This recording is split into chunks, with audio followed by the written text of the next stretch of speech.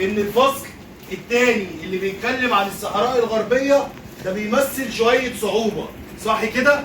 طيب هنقسم ازاي الفصل الثاني في المذاكره؟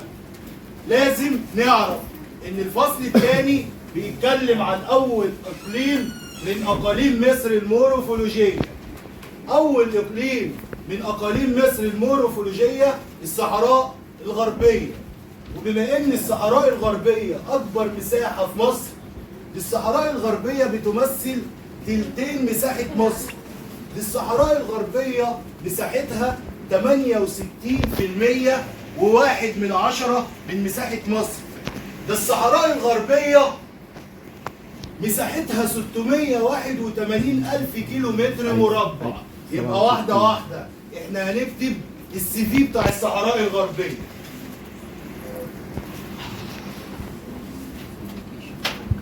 الناس تركز معايا، مش عايز حاجة تبقى صعبة بالنسبة لكم. الصحراء الغربية: واحد، أكبر أقاليم مصر المورفولوجية. أكبر أقاليم إيه؟ مصر. تمام كده؟ مساحتها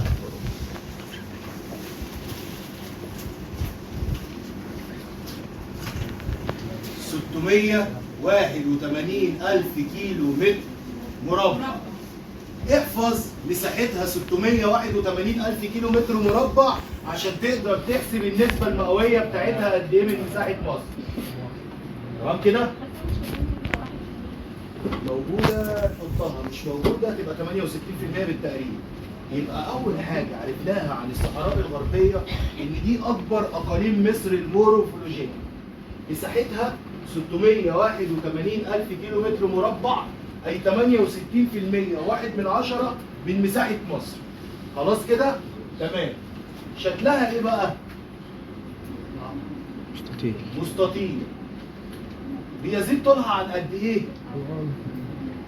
1000 كيلو متر. بتمتد منين لفين؟ بص أنا بكتب السيرة الذاتية عن الصحراء الغربية. من السودان للبحر. تمام كده؟ قلنا أول حاجة إن دي أكبر أقاليم مصر المورفولوجية. بعد كده اتكلمنا عن مساحتها قد إيه. بعد كده اتكلمنا عن شكلها قد إيه. كل دي موضع أسئلة ممكن الدكتور يحطها لك في الامتحان. اتكلمنا عن طولها، صح كده؟ بعد كده هنتكلم عن خط طولها وخط عرضها. خط طولها منين لفين؟ خط طولها 26 شرقا رأس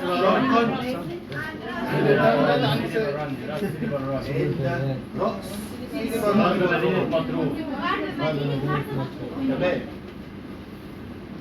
اللي بيسافر وبيروح مرسى مطروح انت بتعدي على كذا حاجه، بتعدي على الضبعه، بتعدي على راس الحكمه، تمام كده؟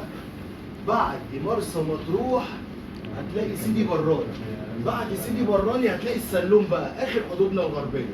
اخر حدودنا الايه؟ الغربيه. يبقى حضرتك دلوقتي عرفت اول حاجه ان الصحراء الغربيه دي اكبر اقاليم مصر، وعرفت مساحتها قد ايه، وعرفت اللي هي بتمتد بخط طول قد ايه.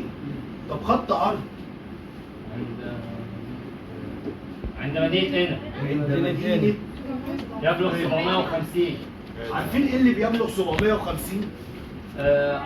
خط العرض كله، مش مدينة قنا. يبقى خط العرض بتاعها عند مدينة مين؟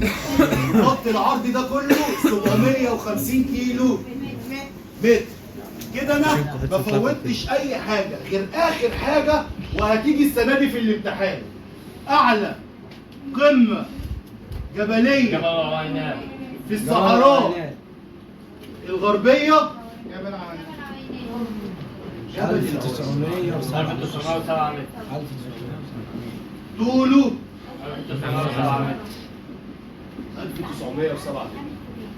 أنا المعلومات دي هيجي منها أسئلة في الامتحان. الامتحان اللي هتمتحنه في الجامعة. زي المعلومات اللي اديتها لك في موقع مصر الجغرافي والفلكي والحدود السياسية وهتيجي منها في الامتحان. فالناس محتاجين حاجة. أنا وأنا بذاكر بقسم الصحراء الغربيه لكده، وانا بذاكر بقسمها لكده.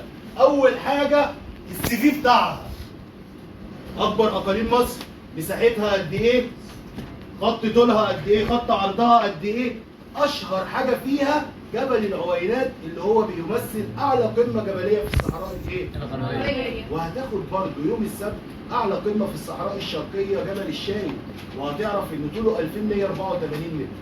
فانت بتاخد معاه المعلومات واحده واحده. فانت حضرتك كل اللي تاخده تذاكره، عشان الامتحان الجاي 40 سؤال عن الفصل الاول والثاني. الناس معايا؟ تمام.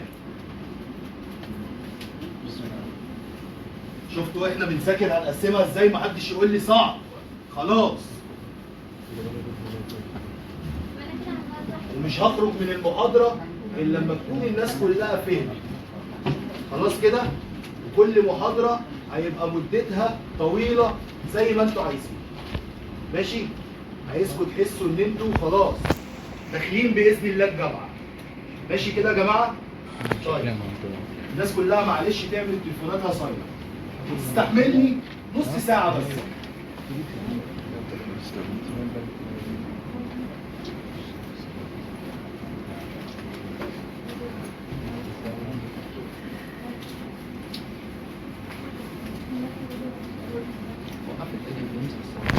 نتكلم عن الفصل الثاني اللي اسمه الصحراء الايه؟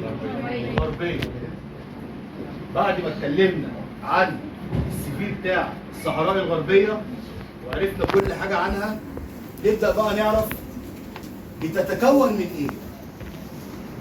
تتكون الصحراء الغربية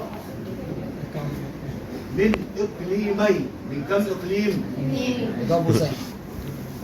الاقليم الاولاني اسمه اقليم الهضاب. الناس تركز معايا قد ما هي بتجاوب معايا. تاني اقليم اسمه اقليم، محدش يا جماعه يتكلم معلش، اسمه اقليم السهل الساحلي، او بنقول عليه اقليم ماريو، او بنقول عليه اقليم ايه؟ طيب اقليم الهضاب، انا قلت الصحراء الغربيه كلها مساحتها قد ايه؟ 68% صح؟ او 68 وكم من 10؟ صح كده؟ بيقول لك متقسمين ازاي؟ اقليم الهضاب واخد 67% اقليم السهل الساحلي. يبقى بص بقى السؤال اللي انا حطيته لكم للطالب اللي مذاكر فعلا. اكبر اقليم اسمه اقليم ايه؟ لا، اكبر اقليم اسمه الصحراء الغربيه. لكن لما اقول لك اكبر اقليم في الصحراء الغربيه تقول لي اقليم فاهمين النقطه دي؟ تمام. يبقى اكبر اقليم اسمه اقليم الصحراء الغربيه. طب اكبر اقليم في الصحراء الغربيه اقليم الايه؟ طيب ناخد اكبر اقليم في الصحراء الغربيه اللي هو اسمه اقليم الهضاب. اقليم الهضاب وانا بذاكر هعمله كده. عندنا اول هضبه اسمها هضبه او الهضبه الجنوبيه او الهضبه الايه؟ الجنوبيه. والدكتور بيحب يجيب اسمها كده ويجيب اسمها هضبه الجلف الكبير. هضبه الجلف الكبير. لو جالك في الامتحان هضبه جنوبيه هي هضبه الجلف، ولو جالك هضبه الجلف الكبير يبقى هي الهضبه الايه؟ الدكتور عايز يعرف انت عارفها بالاسمين ولا عارف باسم واحد. تمام كده؟ طيب يبقى اول هضبه عندنا الهضبه اسمها الهضبه الايه؟ تاني هضبه اسمها الهضبه الوسطى او الجيريه الايسونيه. تمام كده؟ تاني هضبه اسمها هضبه ايه؟ اسمها الهضبه الشماليه. تالت هضبه اسمها الهضبه الشماليه او بنقول عليها هضبه مرمريكا او بنقول عليها هضبه ايه؟ مرمريكا. عايزك تعرف ان هضبه مرمريكا شكلها شكل مثلث. يبقى انا خدت كده كام شكل؟ مصر والصحراء الغربيه وايه تاني؟ هضبه مرمريكا او الهضبه الشماليه. تمام كده؟ طيب نسيت اقول لكم حاجه كله اتلخبط فيها النهارده والدكتور بيحب يجيبها في الامتحان. الاقليم الهضاب يتكون من ثلاث هضاب عرضيه الامتداد. جبتها لك في الامتحان وقلت لك طوليه الامتداد وكله عملها صح. نركز، وزي ما قلت لكم في فرق ما بين اكبر اقاليم وفي فرق ما بين اكبر اقليم في الصحراء الايه؟ الغربيه. تتكون او يتكون اقليم الهضاب من ثلاث هضاب عرضيه الايه؟ الامتداد. واحد هضبة الجلف الكبير او الهضبة الجنوبية، اثنين الهضبة الوسطى او الهضبة الجيرية الايسونية، ثلاثة الهضبة الشمالية او هضبة. طيب انا كده وانا بذاكر في البيت قسمتهم الثلاثة هم. اول حاجة هكتبها متوسط الارتفاع. متوسط الايه؟ الارتفاع. الهضبة الجنوبية متوسط ارتفاعها 1000 متر. الهضبة الوسطى اللي بتقع ما بين الهضبة الجنوبية والهضبة الشمالية 500 متر. الهضبة الشمالية أصغرهم في الشمال اسمها هضبة مرمريكا 200 إيه؟ تاني حاجة السمك الإيه؟ سمك الهضبة الجنوبية نفس طولها كم متر؟ 1000 متر. المحاضرة اللي فاتت أنا في ناس قعدت معاكم بعدين فكتبت لهم عملت لهم الجدول ده، فأنا بعته للناس اللي تواصلت معايا. يعني بعته لصلاح وبعته لكذا واحد وبعته لك وبعته لشريان وبعته لصهيلة، لأن الناس دي تواصلوا معايا وقلت لهم يدوهم للناس إيه؟ كلها. تمام كده؟ طيب هنا الهضبة الوسطى لا مش 400 هضبة مرمريكا. تمام. السمك دي نفس ارتفاعها. تمام كده؟ ايه نفس دي؟ السمك دي هي نفس الارتفاع. تمام؟ هنا زودنا 200 متر في السمك وهنا زودنا كم متر؟ 200 متر. كان في جغرافيا زمان قبل المنهج ده كان في درس عندكم اسمه جيولوجيا مصر. كان اسمه ايه؟ فدخلوا لكم الجيولوجيا في الاقاليم الاربعه اللي احنا هندرسهم. في حاجه اسمها الاساس الجيولوجي. اساس الايه؟ طيب انا وانا بذاكر اهو دي بتتكون الهضبه الجنوبيه تكونت من حاجه اسمها صخور أركية ناريه متحولة. مين اللي مش فاهمها؟ بصوا يا جماعة، طب أنا هشرح دي برضه أقولها تاني. إيه الأساس الجيولوجي؟ الأساس الجيولوجي إن الصخور عندنا في مصر تمام كده كانت بتتكون، أو الهضاب عندنا في مصر أو أراضي مصر كانت بتتكون من صخور. الصخور دي بنستخدمها دلوقتي في الصناعة، فلازم تعرف الصخور دي في الهضاب دي موجودة ايه الصخور بتاعتها. تمام كده؟ لأن الصخور بتاعتها ديت ليها قيمة اقتصادية كبيرة، فلازم إن أنت تعرف الأساس الجيولوجي للهضاب دي اللي هي داخل الصحراء الغربية. طيب أنا بقول إن الأساس الجيولوجي للهضبة الجنوبية تكونت من صخور أركية نارية متحولة. طب هنا الهضبة الوسطى من اسمها تكونت من صخور جيرية أيسونية. طب هنا دي اسمها الهضبة الشمالية أو هضبة مرمريكا أو الهضبة الجيرية الميوسينية. يعني تكونت من جير برضو وميسوني أو رمال وإيه؟ ودين محترمين. طيب بصوا بقى آخر حاجة في الحتة دي الهضبة الجنوبية. بص بقى اخر حاجه اهو، انا كتبت اهم حاجه فيها اهو. دي بقى اسمها معلومات اضافيه. دي معلومات ايه؟ بس الناس تحفظها. اول معلومه فيهم، اول معلومه يوجد هنا منخفض الواحات الخارجه والايه؟ تمام كده؟ وحفر بها منخفض اسمه كركر ودمكر. ركزوا معايا، الهضبة الجنوبية أكبر مستودع للمياه الإيه؟ المياه الجوفية، أكبر مستودع للمياه الجوفية. لسه معلوماتها ما خلصتش. بيستخرج الفوسفات منها من هضبة اسمها هضبة إيه؟ أبو طرطور، هضبة أبو طرطور. وهتيجي في الامتحان السنة دي هضبة أبو طرطور، أكبر هضبة لاستخراج معدن اسمه الايه؟ فوسفات. لاستخراج الايه؟ فوسفات. كل ده جوه الهضبه الايه؟ الجنوبيه. كل ده جوه هضبه الجلف الكبير. في صعوبه في اللي انا بقوله؟ في الهضبه الوسطى ما فيهاش غير منخفض واحد بس، صح كده؟ فين هو؟ اسمه منخفضين. منخفضين جايين في الامتحان، اسمهم ايه؟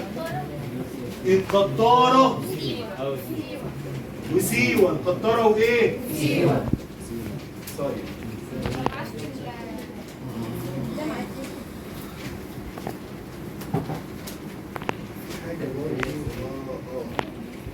في السي في بتاع الصحراء الغربية نسيت اقول لكم ان بيقل اتساعها فين؟ سؤال هيجي في الامتحان. مين اللي عارفه؟ عند البحر المتوسط. لا ممتازة. عند فين؟ يقل اتساع الصحراء الغربية عند منخفض. تمام كده؟ الصحراء الغربية أراضي مش مستوية منحدرة، أراضي إيه؟ من الجنوب للشمال، من الجنوب للشمال. ركزوا معايا، ما تنسوش المعلومة اللي أنا قلتها وهتلاقوها موجودة في الملزمة. إيه هي المعلومة؟ يقل اتساع الصحراء الغربية عند منخفض. منخفض القطارة وسيوة في أنهي هضبة فيهم؟ ومنخفض الواحات الداخلة والخارجة في أنهي هضبة فيهم؟ ودي حفر فيها إيه؟ تمام. دكتور الصخور ديت بترجع لعصر اسمه عصر الكريتاسي، اللي هو عصر الزمن الثاني. عصر اسمه عصر الايه؟ الكريتاسي. والصخور دي بترجع لعصر اسمه البلو سجين. تمام كده؟ العصر ده اسمه الايه؟ الأولوسوجين. طيب بس كده احنا كده، ده كان المحاضرة اللي فاتت. خلاص ماشي؟ اللي عايز يصور الكلام ده يصوره. حاجة فاضل لنا آخر حاجة، الإقليم الثاني اللي هو إقليم الساحل الساحلي اللي هو مساحته 1%، صح كده؟ هناخد عنه معلومات بسيطة جدا. واغلبيه الاسئله هتيجي في اقليم الهضاب مش في اقليم الساحل الساحلي اللي انا هقوله دلوقتي. عندي سؤال معلش. اتفضل. هو ممكن يجيب لي في الامتحان مساحه اقليم الصحراء الغربيه 68% و68 واحد؟ لا ممكن ما يجيب يجيبش ده؟ الاثنين. لو جاب الاثنين اختار 68 واحد من 10. مش هيجيب الاثنين مع بعض. لو جابوا اختار 68 واحد. طب لو جاب 68% بس اختار. خلاص يا جماعه نركز في اخر جزئيه. يلا يا شباب اخر جزئيه بقى بتتكلم عن ايه؟ عن اقليم الساحل الساحلي. تمام كده؟ للبحر الابيض المتوسط اللي هو مساحته 1%. وبتتكلم عن اخر شويه معلومات عن الصحراء الغربيه. طيب اول حاجه اقليم السهل الساحلي او اقليم ساحل ايه؟ ماريو.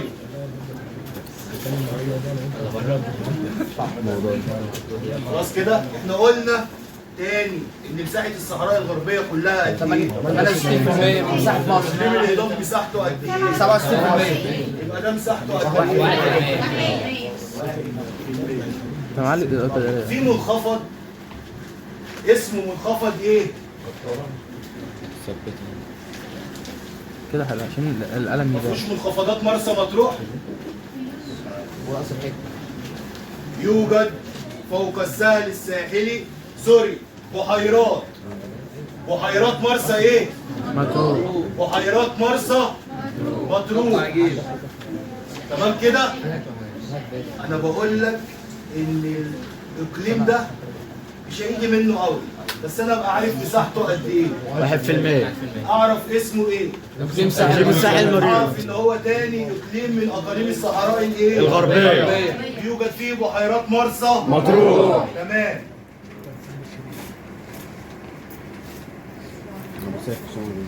طيب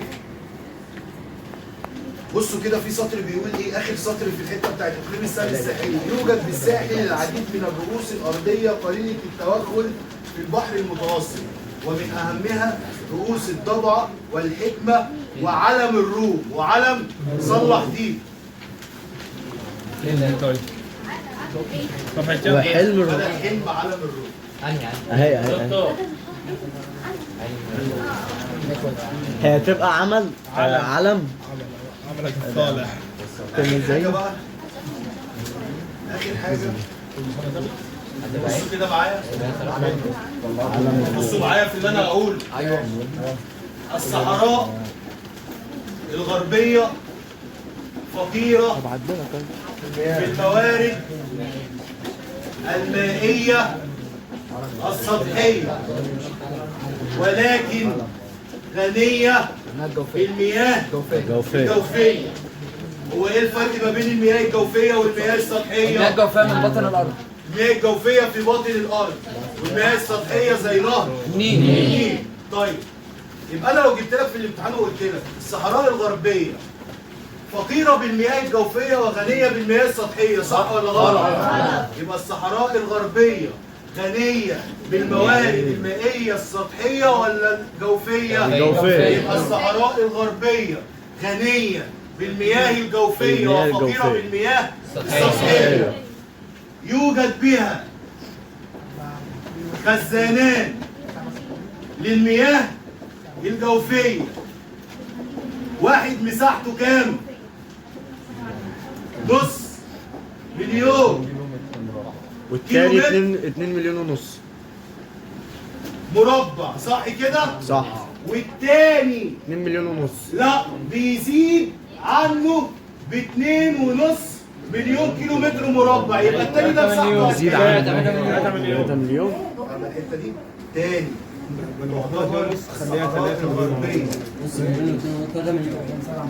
تاني تعتبر الصحراء الغربيه فقيره بالموارد المائيه السطحيه ولكن غنيه بالمياه الايه؟ الجوفيه. حيث يوجد بها خزانان للمياه الجوفيه، واحد مساحته نص مليون كيلو متر والتاني بيزيد عنه 2.5 مليون كيلو. يعني التاني ده مساحته قد ايه؟ 3 مليون. 3 مليون كيلو متر. اقولها تاني، الصحراء الغربيه فقيره في الموارد الرمليه، سوري، الصحراء الغربيه فقيره في الموارد المائيه السطحيه ولكن غنيه بالمياه حيث يوجد بها خزانان للمياه الجوفيه، واحد مساحته نص مليون كيلو متر مربع والتاني بيزيد عنه 2.5 مليون كيلو متر مربع. يعني التاني كام؟ 3 مليون كيلو متر مربع. بيقول لك تمام.